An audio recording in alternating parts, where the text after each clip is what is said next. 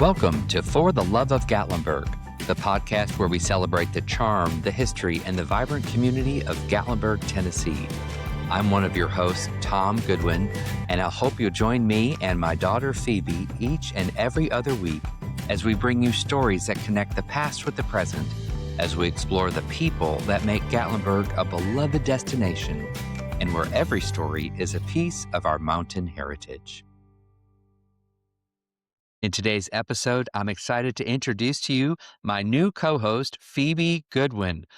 She has a great love for Gatlinburg, and I think you're going to love having her on for all of the episodes as one of our co-hosts.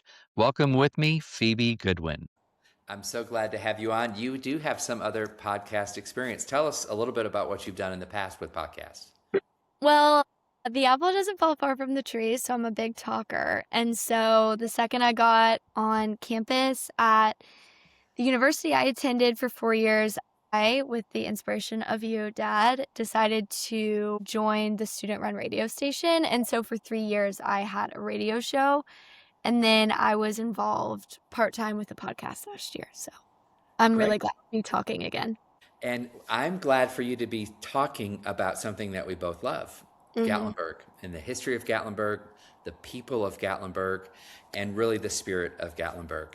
And in our first season, it was audio only. So we're moving into high technology season 2, video options. So you're going to see us, you'll see our guests on the video, and we're going to do some really exciting things. But in season 1, it was all audio, and we interviewed the mayor, the city manager, people from the arts and crafts community, some of the owners on the Mountain Laurel Chalets program, employees, a wide variety of people, 15 episodes, and we're launching into our second run, and we are going to be interviewing quite a few different people as well. But Phoebe, in the last season of For the Love of Gatlinburg, I would ask all of our guests, what is it about Gatlinburg that is meaningful and special to you? And everyone listening to this loves Gatlinburg, obviously. They've been to Gatlinburg or they're hoping to come to Gatlinburg. So we'd love to hear a little bit more about your experience with Gatlinburg. And why don't you share some of that with us? Well, I think like a lot of the guests who have been on the show, I've never known life without Gatlinburg. And so growing up, I remember me and my 4 sisters and my mom and my dad would pile into our big Suburban and get all the gas station snacks we could dream of and watch TV. And I remember my favorite part of the whole drive from Metro Atlanta to Gatlinburg was when we reached the Big Forest, which was the national park.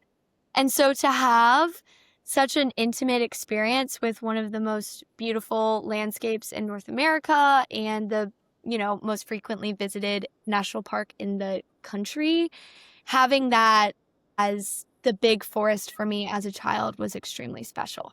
Oh, I love that, because I do remember we would drive into the park, and it was the last hour of the drive going through the national park, and those were some really special memories. Now, I can't say it was always special memories with 7 people in the Suburban, but that last hour seemed to calm things down a little bit. There was something about the park that brought some comfort to us. So knowing what was on the other side of the park was mainly what was so fun. Was we would go and visit, our grandparents, Dot and Ralph Egley, and they would always be waiting in their driveway for us and have dinner on the table. And then the rest of it was just sweet family memories that we'll always hold on to.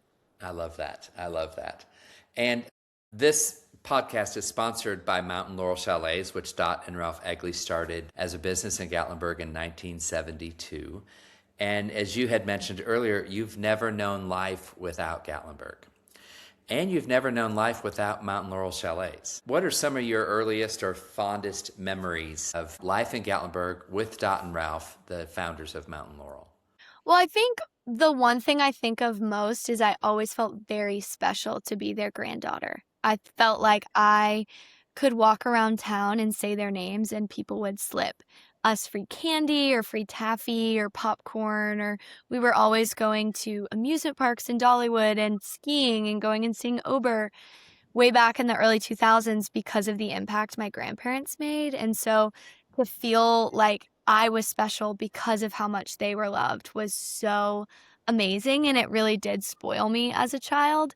but seeing the way that they loved the town so well, that the town was so ready and willing to love back in any way they could, even if it was an 8-year-old asking for some taffy. And you'd always get those free samples. I would, and mom didn't always love it, but it was really fun. That is fun. That really reminds me a lot of our memories and central birthdays and holidays, every Thanksgiving Hmm. up here in Gatlinburg and enjoying it. And really, for those of you that didn't know Dot and Ralph Bagley, just a couple days ago we celebrated 10 years since Ralph passed away, which seems just like yesterday that he was with us.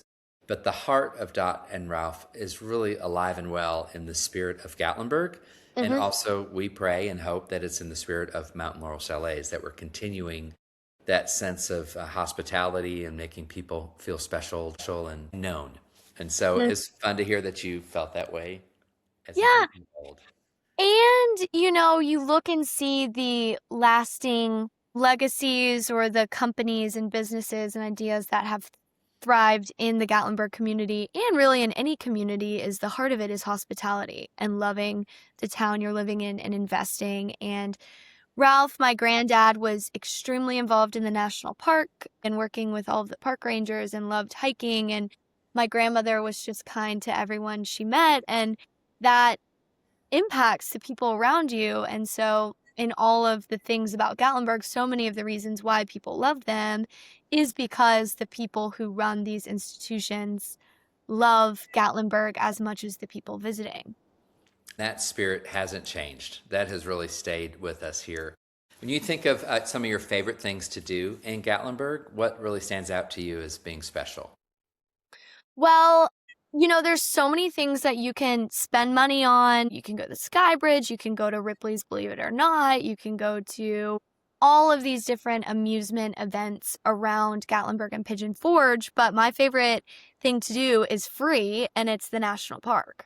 And so many of the cabins that Mountain Laurel owns are just miles away from different foothills and different trailheads. And one of my favorite things to do was Thanksgiving. We usually woke up really early in the morning and went to Kate's Cove. Let's go. You finished my sentences. And that always felt so special and nostalgic because it was. We wouldn't change into clothes, like we would just wear pajamas, we would pile in and we would just be cozy in the warm car, and it was so cold outside and the fog would still be over the beautiful scenery, and we'd see the deer and the old houses, and that just felt kind of magical as a kid because your imagination is still so vivid. And so to be able to just really imagine like an early morning on the prairie, you know, it was so much fun as a kid. It really was because we would be one of the first cars in the line. They opened the loop at dusk or at dawn, not dusk, obviously they close at dusk, but they opened at dawn. And then we would do the, I think, 13 or 14-mile loop around, stop, maybe have some treats and stuff like that. But yeah, that was a great memory. And then that was always Thanksgiving morning. Then back then there was Black Friday shopping, and we would go at midnight to the malls to go shopping. Though you were kind of young at that point. No, I would wake up with a pile of clothes by my head because Yes. I was not allowed to go shopping, which killed me because I am the shopaholic of the family. And so I was tamed and couldn't go Black Friday shopping. And you're But the deal catcher of the family. So you I find am. every deal. And so we would be in the. Old Navy never knows what's coming when I hit it. So we love having the convenience of all the shopping Yeah. nearby. But I love your anchor of the national park being the Yeah. heartbeat of the community. And it is something that is a sense Mhm. of stability, and it allows us to really focus on what's important. Yeah. And it feels the most consistent. You know, downtown is always changing. There's always new trends or fads or things coming up, new mini golfs or mountain coaster, whatever. Like there's always things changing. But when we go back to Cades Cove or we go back to that swimming hole we would always go to in the summer, like I go to those places now as an adult and I feel kind of that childhood magic in those places. And it feels almost sacred where it's like, Mm. that's still there and it hasn't changed. It's still there and it's being maintained and preserved because people still care about it and they're willing to love it. But I think those are my favorite memories, and going and seeing the fireflies in the summertime and, doing all of those things just felt really magical as a kid. And I know that you were able, while you were in university, to bring some of your friends from college and host them at one of our cabins at Mount Laurel. And for some of them, they had been to Gatlinburg before. For some of them, it was their first experience. So, what was that like as a college student, adult, coming back and sharing that with your friends? Well, it was a little nerve-wracking because I was convincing my friends, like, this is going to be the best weekend ever. We're going to have so much fun. But then we had to drive 9 hours from Mississippi to Gatlinburg. And I was kind of like, I really hope this is fun because if it's not, like, we have a 9-hour drive back and I'm not going to hear the end of it. And it is, you would think it was like folklore, a tale, it's a legend of that Gatlinburg weekend because we stayed in Laurel Lodge, which is a cabin at Mountain Laurel. There's 12 bedrooms. And so each of us, a lot of us just had our own rooms and we had all of this space to play games and we stayed up all night playing these games and going to the hot tub and going on hikes. And it was truly just one of the most wonderful weekends. It was after finals week. And the house we stayed in was so centered around gathering that it didn't matter like what we did, we were together. And that was so much fun. And now, people are married or they're in med school and, all these people live around the country. And we look back to that weekend and we're like, that was so much fun. And it was so much fun. We extended it an extra day because none of us were ready to go back. I love that. I love that. Well, we don't have as many college groups as wonderfully behaved as you and your friends were. So we pray that that tribe would increase. But I think you hit the nail on the head that we are creating gathering spaces where the memories will linger far beyond the actual time that you're here in Gatlinburg. And recently, got an email from a guest who came, stayed in one of our houses with all their girlfriends. It was a girlfriend's getaway. And the sad thing was is that one of the girlfriends was dealing with the terminal cancer diagnosis. And it was their last time together as girlfriends, and that was in August. And their girlfriend, Sissy, passed away in November. And this woman wrote me just this unbelievable email about how sacred that time was for them and how much they treasure that memory of all being together and the joy and the friendship and the love that they experienced. So, of course, not every visit is under such somber situations, but even with you and your college friends coming together, you really solidify deep ties, relational connections, love for other people, and it happens in an environment or it's an experience that you had. So that's what we hope that all of our guests would experience when they come to Mount Laurel. The spirit of Gatlinburg, the presence of joining together, of loving one another and creating those lifetime memories, which is awesome. Yeah, and I think, so many of the people, the listeners listening right now, they have this deep love for Gatlinburg. And when you share that deep love, it deepens your bond with these people. Like, I brought these people to the most important place in my entire life where I grew up and I was cared for and loved and just experienced so much joy in life and in my childhood. And so bringing other people into that is so special. It's like a love language of, I love this place and I want you to love it. And so being able to do that for my friends is so special. And it was just funny. We just like anywhere we went somewhere, I was like, oh my gosh, like right here, a bear broke into the car and we were freaking out, or here we like ran off the road in the car because it was my little sister's first time driving in the mountains. You just have all of these memories and the place, it that they linger. And so having a place like that I go back to, that feels like everywhere I drive, I'm literally on memory lane where I'm slapped in the face with these stories and these memories that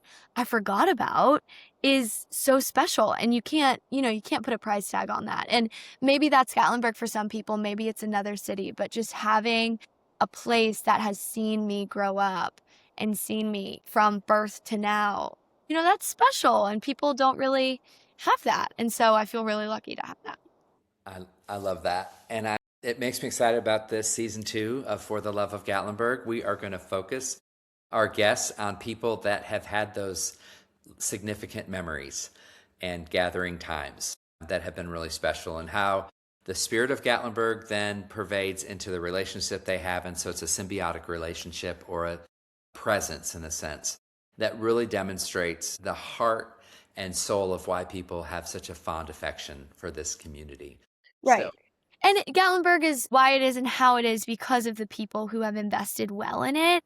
And you think of the tragedy that has struck Gatlinburg with the fires and just the turmoil that that brought, and seeing the way, I mean, you saw firsthand, saw the way that people were mhm, like, we're not giving up on this city. Like, we love it, and we know that other people love it. People who are visitors and guests, the majority who come to Gatlinburg, they can't be here right now. So we're going to show up. We're going to step up, and we're going to, build this city back. And same with COVID, of just this city and this town is so beautiful, and just the story even of the history of the national park and how it was preserved last minute, and just all of these happenstance things that created Gatlinburg the way it is, and the importance of the stories behind the city, because Gatlinburg wouldn't be on the map if it wasn't for people like Dot and Ralph Egley, or the people at Ober, the people at the candy shops, the mayor, all of these people who are committed to